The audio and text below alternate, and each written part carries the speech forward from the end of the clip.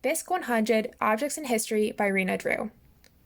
In this presentation, I will examine a painting done by David Cox to prove that the middle and upper classes in the Victorian era used idyllic and nostalgic images to erase the narrative of the working class and redefine the English identity. The painting I will be using was created in 1836 by David Cox, a watercolor and oil painter in the Victorian period. The painting is taken from the British Museum collection and is catalogued under the category Drawing.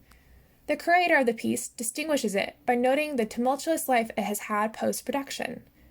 The piece was first reproduced in 1903 for an exhibit under a different artist, before it was then copied by a forger and sold, along with other Cox forgeries, to Lever, who then placed it in the Lady Lever Art Gallery. Rather than focusing on its significance as an artistic piece, the curator uses Cox's painting as an historical example of art crime. The image, done in watercolor, depicts an idyllic scene of the civil parish Barton in the Yorkshire countryside.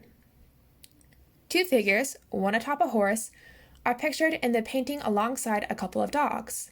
The figures are framed by woodlands and a river. Their backdrop is a glimpse of rolling pastures and a small white tower. The sky above the scene is filled with cumulus clouds and a flock of birds.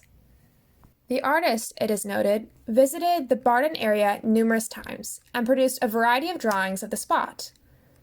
Cox, like many in the Victorian era, took his inspiration from nature.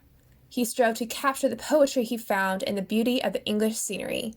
This scenery, notably, did not include English cities, which Cox found to be too hectic for his independent spirit. Cox's thinking reflects that of the Romantic era, during which childhood nostalgia and a desire for individuality pushed a return to nature to find meaning. The romanticization of childhood and nostalgia for days of innocence stimulated the creation of idyllic images of the countryside. The erasure of English city life, as evidenced by Cox, was deliberate. Cities during the Victorian era were heavily populated by the impoverished working class, the blemish of British society. By focusing on idyllic pastures, the upper and middle classes of Britain were able to erase the reality of poverty and destitution that was rampant during the era of Victorian Britain.